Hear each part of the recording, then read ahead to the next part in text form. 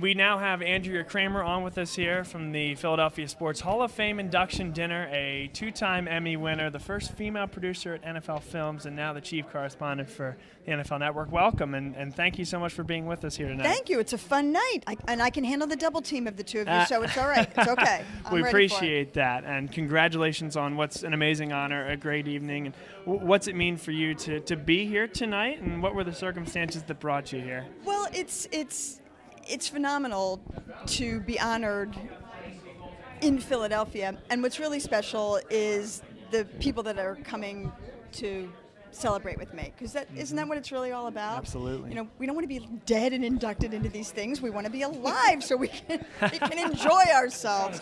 It's not as fun when you're dead. Yeah, You're no, it's absolutely right definitely about not. that. It's Yeah. definitely not. Even though I'm sure the Kelly family will have plenty of fun, but and I don't mean to be disrespectful to them at all. In fact, my family was extremely close with Jack Kelly, and you know, wonderful man. But it really it means a lot. I was very surprised by it. You know, but to be acknowledged and recognized of the place you grew up and where it all sort of started is pretty special. Absolutely. So you went to Friends Select High School? I'm a lifer. It's not a prison, but I'm a lifer, kindergarten through 12th grade, and Friends Select will be well represented tonight, as they should be. As they should be. I've got a couple friends who are here since kindergarten that I've known since kindergarten. Oh, that's terrific. Yeah, What neighborhood are you from? I am right from Center City. If you're looking at the Art Museum, I grew up on the left-hand side, and when I started working, after I came out of Penn, I lived on the right-hand side. So I'm a Center City girl through and through. That's unbelievable. Yeah, Wow. there you go. You're talking like Logan Square area that way? Right around the Art Museum. Okay. Right around the Wow. Art Museum. Right, That's but great. Friends Select is right around Logan Square. So I've walked there and biked there and run there and you name it. I am a Center City girl. Now, where you are now and everything that you're doing with the NFL and in journalism, was that always the goal? No, because when I was growing up, this side of the Art Museum, and I didn't exist. When I was your age, Right. and I don't know how old you are, but I'm going to think you're probably just over 12, the way you look. You know, really, there's nobody. Thank you, Andrea. You're welcome. I have socks older than him. I'm sure. Yeah, But you know what? Today, it's wonderful when I get young girls, young women who go, oh, I want to be you, I want to be Andrea Kremer, but I didn't have that. So it never really occurred to me that I was going to do what I'm doing now. And that's what makes it all the more special. You know, I guess when people say, oh, you're a groundbreaker and things, it just makes you feel old. But and I don't like to think that I'm old, but bottom line is that I knew what I loved, but it never crossed my mind that I'd be able to make a career out of it. So when people ask what's the greatest or what was the toughest, I feel like that's always a tough question. But if there's anything that jumps to your mind in terms of the hurdles that you had to overcome, if you could describe one of those and what your reaction was to that. Well, I feel that when I was first getting into this business, if I allowed myself to think of the times that I was the only woman or the first woman, you psych yourself out. I never wanted to be viewed that way. I never wanted to view myself that way. I've always felt that knowledge is your armor. If you really know what you're talking about, people can't question you. But on the other hand, if you don't know what you're talking about, don't BS your way through something. Ask the questions and things of that nature. And of course, you're tested on things all the time, and you have to understand there's just a double standard in this male-dominated profession of sports. There's a double standard, which means that you have less margin for error, you have to be more buttoned up on your information, and just understand it. Don't can I say bitch about it? Yes, you may. Don't bitch about it. Just do it. And I feel that's what I have done, and it's served me well. You know, you're still kind of fighting that type of prejudice too, because like I know that when I sit with my buddies, we're all about 50 years old, you know, and we sit with them, they still get perturbed, and I forget who the announcer is, but there's a female college football announcer, play-by-play announcer, and they get upset with that. That still gets under their skin. So you're still, you know, the people may say the politically correct things, but it still existed, don't you feel? Well, I personally don't feel it, but I see enough of it. Look, there's so many more women that are in the business now, and I'll tell you a funny story. I have two buddies who are the biggest sports fans that I know. I mean, they miss nothing, and a woman had come on the scene, and really good looking, really good looking, but she didn't really know her stuff. So I always say to them, you're like my personal, focus group. I can always gauge the temperature talking to you. Sure. I said, what do you guys think about her? And they go, you know what? We look at her, she looks great, but the minute she opens her mouth, we turn it off. They know the difference. And I've always felt that there's two kinds of women that go into sports. Those that love sports, they're passionate about it, they grew up with it, and oh, by the way, I talk about it, write about it, commentate on it, and those that, oh yes, I want to be on TV, I want to do this, oh yeah, sports looks like it'll be kind of cool. You probably know which group I'm in, and I do think that the audience can tell that. And if you know what you're talking about, and if you have something meaningful to say, maybe I'm naive, Eric, but I'm going to say that people will pay attention if you tell them something interesting. I think that's completely true, and I think you really. I think remember, you're right. The ones men, I can handle the double team, right? Men are not born with the gene, Gene, that says you know sports. Women can know sports too, just as well as men, and you don't even have to have played the game. I got to say that's a tough one for men to give up. It to is. Admit to. I really think, It is. And look, there's still a big part of the sports population that does not want to take its sports news from women. And you know what I say? Too bad. Right. Because the doors are open, more women are getting involved than ever, and we're not going anywhere. We're here to stay. The greatest, or maybe not the greatest example, but I think a very clear example of what you just said about not having to have played the game, the women versus men, is the very first weekend of this NFL season. The Monday Night Football, Sean McDonough and John Gruden in the booth, and then Beth Moens taking the 10 o'clock game. There are comments on social media about Beth never playing the game. Sean McDonough, well, he didn't play the game at any high level either, but they're both seasoned and I believe very strong professionals at their craft. Right.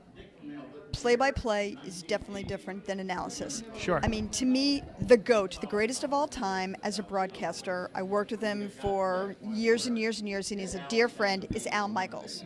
He's the best ever. I love Al. Al did not play the game. Al is the best play-by-play man ever. And you could just say sports broadcaster. Beth Moens is a terrific, knowledgeable, technically sound play-by-play person, and oh, by the way, she happens to be a woman. Absolutely, and she can do so many sports. Right. She can cross the different bounds of... Right, and look, basketball's different. I mean, Doris Burke, who is finally hired full-time by ESPN to be a color analyst, Doris played and had a great career at Providence. Basketball's different. Women can play basketball. There are obviously female football leagues now, but you don't certainly see the proliferation of them. Right. But that's why in basketball, I think you can have female analysts of the male game because they played the game, they know it, they understand it. Mm-hmm.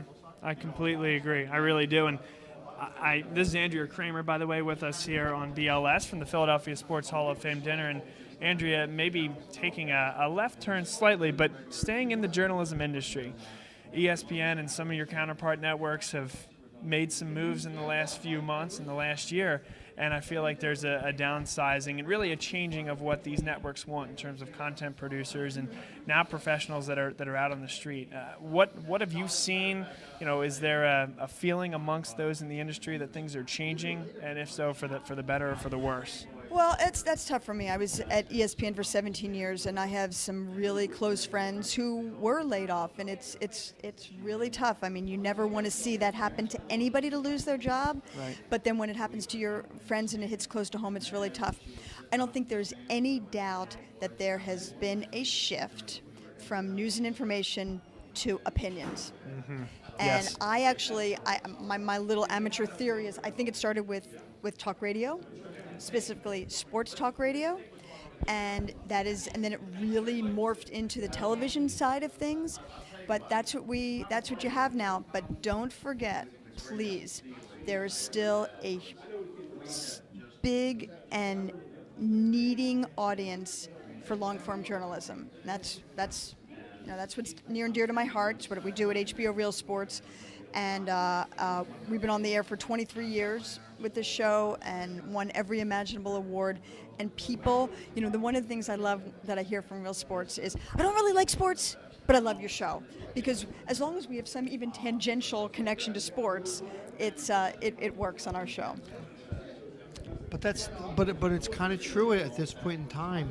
Like, I wanted to ask you about, like, with the NFL and the situation where they talk about the ratings just being down and the popularity, forget the ratings, going down. Do you see this as just a blip, or do you see this as a trend at this point? Well, you have to understand one thing about the ratings. The ratings are definitely down, but when you compare NFL ratings to any other programming, be it sports, news, or entertainment, the NFL still blows all the programs away. Sunday Night Football, Thursday Night Football, Monday Night Football obviously is on cable technically, but anytime you have the NFL in prime time, it is doing monster ratings that any entertainment show on any network would love to have. So yes, they're almost competing against themselves, and the ratings have gone down some percentage points, but it's still the gold standard programming that's out there, and I don't really see that changing. Look, the NFL is definitely dealing with issues. This is not a revelation. The health and safety space, what's going on with the protests, even though I don't think you want to get me going on that because it's a whole nother issue. I just feel it's a shame because I really do. But I don't think you want to get all I'm going to say is this. Yeah. All I'm going to say is this. Colin Kaepernick has not been hired by an NFL team. One of the reasons is, quote unquote, he'd be a distraction. Let me ask you, gentlemen, what's a distraction? A player who during a 2-minute plus anthem may raise his fist or may kneel or may sit down, or the President of the United States that takes to Twitter, an NFL owner that says, if you kneel, I'm going to fire you, or another NFL owner who equates, even though he denies it, his players to inmates in a prison. Where's the distraction? The players are not the distraction. That's all I'm going to say. No, that's a good point. I am. That's fair. I think my point is fair. made. But yet, didn't other sports take a harder line with their owners to the players and say, exactly that you're going to stand, and that's the end of the story? Well, hold on for a second. Right. In the NBA, it's written into the CBA. Remember, CBAs are negotiated between the league and the Players Association. In the NBA, it is mandated in the collective bargaining agreement you must stand. In the National Football League, it says you should stand. There's a difference. Yep. Must and should. And if the NFL is going to mandate it, it has to be changed, and it has to be changed under the collective bargaining agreement, which is cooperation between the league and the Players Association. But you know what? This is just one reason. There's so much misinformation out there, and you have to be we all have to be careful that we have the facts and not just continue to perpetuate a take that somebody has on television or sports radio. I don't know. With Colin Kaepernick, I always thought that it was his way to stay viable, in the sport, because I think his skills. How viable is it that he's sitting on his butt right now outside of football? That's not viable. But I think that would have happened. But the point is, with his talking or not talking, it gave him attention. I guess for lack of a better term, he had attention. I think he would have had none the other way. I don't know if he was ever really strongly involved in the cause, whatever that cause may be. That's the he's feeling given I away. have. He's given away $1 million of his own money.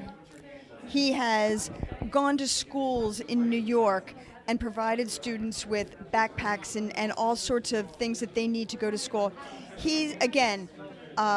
This is a fun night and a happy night and a nice celebration. I just think people have to be very careful that they understand what the facts are, and from there try to make informed opinions. I think that's what's really important. And that's what's gotten you to the point you are tonight. A 2-time Emmy winner, the chief correspondent for NFL Network, Andrea Kremer, our distinguished guest here tonight. Thank you so much for coming on. We appreciate it. Thanks, guys. It's a pleasure. Thanks a Thank you lot. so much. A real Thank pleasure, you. and congrats once again on the honor.